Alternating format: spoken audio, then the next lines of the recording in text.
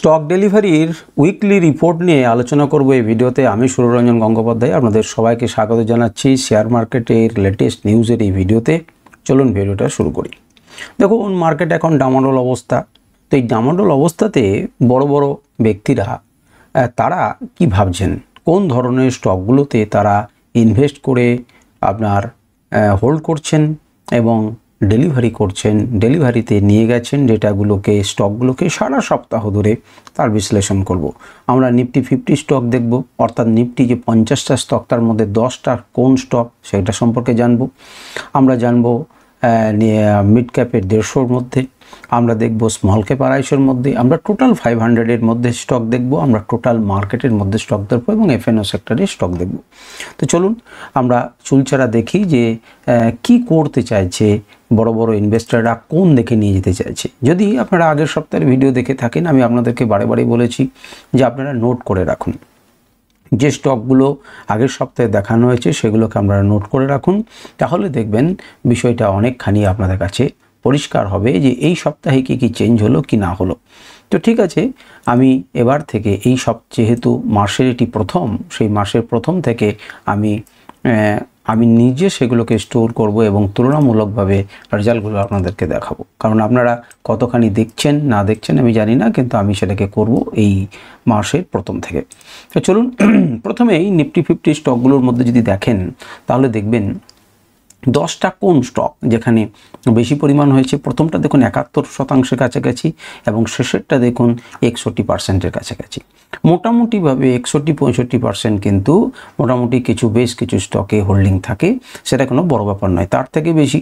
এবং এখানে যদি কিছু চেঞ্জ দেখেন তাহলে দেখবেন যেখানে এইচডিএফসি ব্যাঙ্ক ওপর দিকে ছিল সেখানে কিন্তু নেই, তার পরিবর্তে কোন ব্যাঙ্ক 2 নম্বরে উঠে এসেছে? কোটাক ব্যাঙ্ক। তাহলে কোটাক ব্যাঙ্ককে এরা কেন, বড় প্লেয়াররা কেন হোল্ড করছে, কারণটা কি, ডেলিভারি কেন করে নিয়ে গেল, আপনারা চার্টে দেখুন এবং বোঝার চেষ্টা করুন।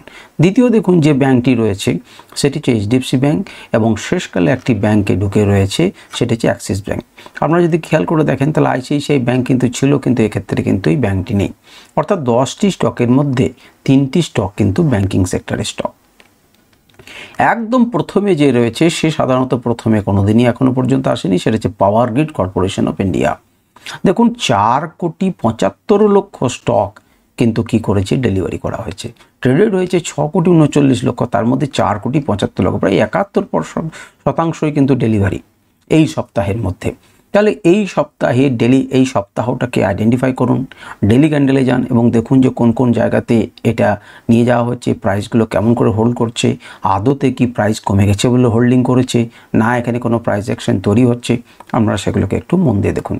দেখুন সান ফার্মা অর্থাৎ ফার্মা সেক্টরের একটি স্টক কিন্তু উঠে এসেছে 3 নম্বরে, সেটি হচ্ছে সান ফার্মা। কেন মনে রাখতে বলছি, কারণ মনে রাখুন আমরা ফার্মা সেক্টরের আর কোনো স্টক রয়েছে কিনা সেটা আমরা দেখব। আইটিসিকে দেখুন হোল্ড করা হয়েছে। এশিয়ান পেন্টস, দিওয়ালি আসছে, দুর্গাপুজো আসছে, ফেস্টিভ্যালের সিজন আসছে, সেই সময় ঘরটাও রং করে, সাধারণত এই সময় এশিয়ান পেন্টসকে সবাই হোল্ড করে নিয়ে যাচ্ছে, আশা করছে যে এশিয়ান পেন্টস হয়তো বাড়বে। আমি কিন্তু আপনাদেরকে কোনো বাড়া বা কমার কোনো নির্দেশ বা কোনো রকম সাজেশন দিচ্ছি না, আমি কেবল বলছি। দেখুন এনটিপিসি একই ধরনের আরেকটি স্টককে আমরা দেখছি। তাহলে এই সেক্টরে আবার কিছু হচ্ছে কিনা সেটা একটু বোঝার চেষ্টা করুন।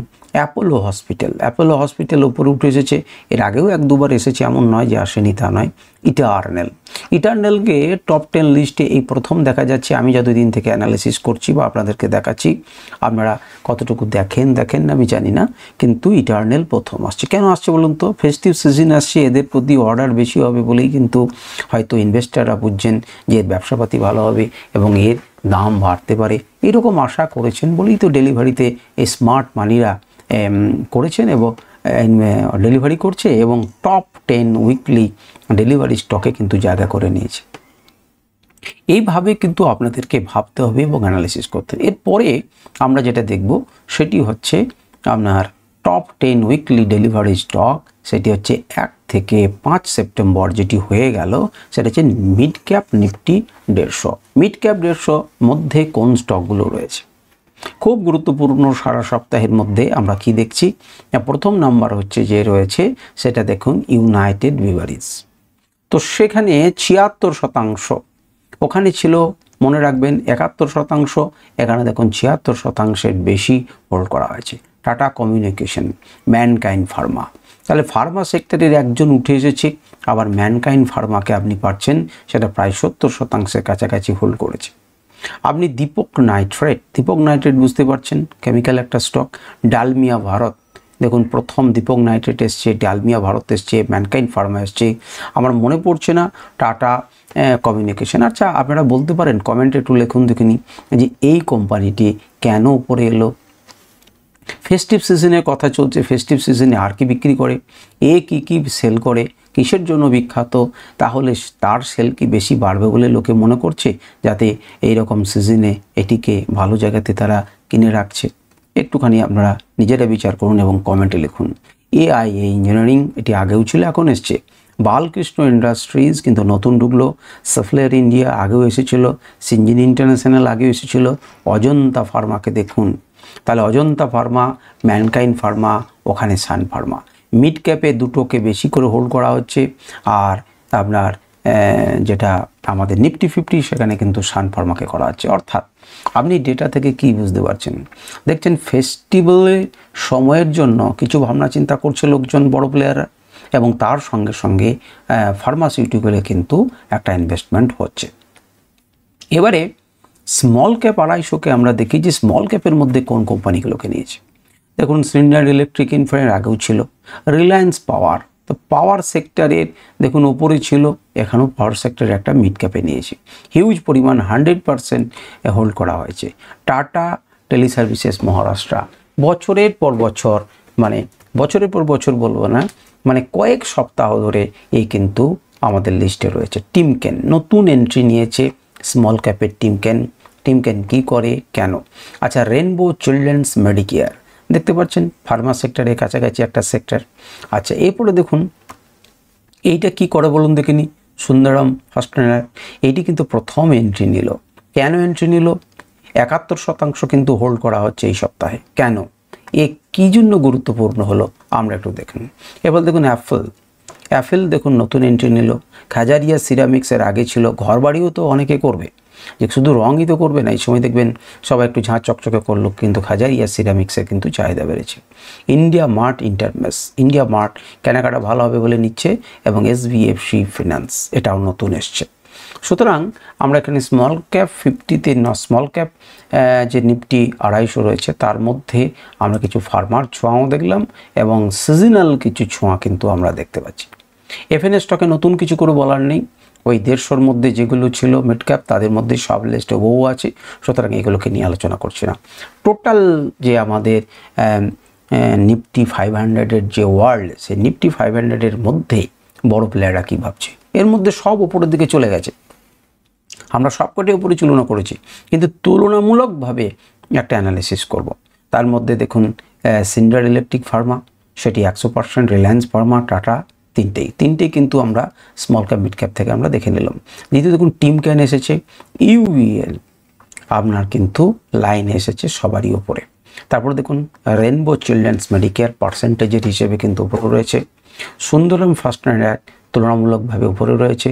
পাওয়ার গ্রিড, অর্থাৎ এই যে নিফটি 50 প্রথম একটি স্টক যে লাইনের মধ্যে এলো, কোটাক ব্যাংক লাইনের মধ্যে এলো, এবং টাটা কমিউনিকেশন লাইনের মধ্যে এলো। সুতরাং দেখতে পাচ্ছেন নিফটি 50-র মধ্যে আপনার কোন ধরনের স্টককে বেশি হোল্ড করা হয়েছে, না বড় স্টককে আপনি বলতে পারবেন না, বেশিরভাগই মিড ক্যাপ এবং স্মল ক্যাপকে কিন্তু হোল্ড করা হচ্ছে। সেক্টরগুলোকে ভাবার চেষ্টা করুন। টোটাল নিফটির মধ্যে কি ঘটনা ঘটলো, টোটাল নিফটি একদম টোটাল মার্কেটের ওপরে, সেখানে দেখুন সবকটাই 100%। তার মধ্যে দেখুন কার্বোজেন রয়েছে, আইনক্স গ্রিন এনার্জি সার্ভিস, অর্থাৎ পাওয়ার সেক্টরে একটা কোথাও না কোথাও হচ্ছে। STL নেটওয়ার্ক, দেখুন এটা যদি আমার নেটওয়ার্ক হলে খুব ভালো তো না, সৌররঞ্জন ট্রেডিং লেভেল নেটওয়ার্ক, ভালো তো কিন্তু তা নয় দুর্ভাগ্যবশত, এবং তাদের সৌভাগ্য। তো যাই হোক, STL নেটওয়ার্ক সেটাও দেখুন 100%। হিন্দুস্তান কনস্ট্রাকশন কোম্পানি, এটা কিন্তু বারে এসছে। HCC মনে করে দেখুন, বালু ফোর্জ হয়তো নতুন এলো, শিল্পা মেডিকেয়ার কিন্তু আগেও এসেছিল। সুতরাং শিল্পা মেডিকেয়ারকে কিন্তু দীর্ঘদিন থেকে হোল্ডিং করা হচ্ছে এবং ভালোভাবে হচ্ছে। ইউনিমেস অ্যারোস্পেস এবং ম্যানুফ্যাকচারিং আগেও হয়েছে, সিন্ডার্স ইলেকট্রিক ইনফার্মা আগেও হয়েছে, রিলায়েন্স ইনফ্রাস্ট্রাকচার আগেও এসেছে, রিলায়েন্স পাওয়ার আগেও এসেছে। সুতরাং নতুন নতুন কিছু এসেছে, তার মধ্যে steel network, Inox India green এবং ডিসমেন কার্বোজেন অনেক আগে একবার এসেছিল, বালু ফোর্জ আগেও একবার এসেছিল। তো এই হচ্ছে টোটাল নিফটি 500-এর মধ্যে স্টক। সুতরাং আমরা এই সপ্তাহের যে হোল্ডিং বা ডেলিভারি নেওয়া হয়েছে কোন সেক্টরগুলোতে একটা আইডিয়া পেলেন। এবার এই আইডিয়াটা আমি খুব ক্লিয়ারলি আরও ডিটেলে বলতে পারছি না, তাহলে হয়তো আপনারা প্রভাবিত হবেন, কিন্তু সেটা আমার বলা কাজ নয়, আমার এখতিয়ারের বাইরে। আপনারা এই সমস্ত স্টকগুলোকে, এই সেক্টরগুলোকে বোঝার চেষ্টা করুন, দেখুন যে কেন হচ্ছে, সেক্টরের গ্রোথ হচ্ছে কিনা। আপনি যে স্টকটাকে দেখলেন, পার্টিকুলারলি একটা স্টককে মনে করুন বেছে নিলেন যে এই স্টকটা আমার খুব ভালো হচ্ছে, তাহলে সেটি কোন সেক্টরের আগে খুঁজে বার করুন এবং সেক্টরের চলনটা একটু দেখুন যে এটা আপ দিচ্ছে কি দিচ্ছে না। যদি মনে হয় যে সেক্টরটা গ্রোথ হতে পারে, আমাদের জিএসটি ছাড়ের জন্য তার একটা প্রভাব পড়তে পারে এবং সেখানে সবাই হোল্ডিং করছে, তাহলে পরে আপনি নিজের মতো বিচার বিশ্লেষণ করবেন এবং সিদ্ধান্ত নেবেন। তো এই হচ্ছে টোটালিটিতে আমার আলোচনা। এই নিফটি টোটাল টপ 10 উইকলি আপনার ডেলিভার্ড স্টক 1 থেকে 5 সেপ্টেম্বর পর্যন্ত। আশা করি আপনাদের কাজে লাগবে যদি মন দিয়ে শোনেন এবং অ্যানালিসিসগুলো বোঝার চেষ্টা করেন। পরের কোনো ভিডিওতে আমরা আবার এর নেক্সট পার্ট আলোচনা করব। নমস্কার, ধন্যবাদ।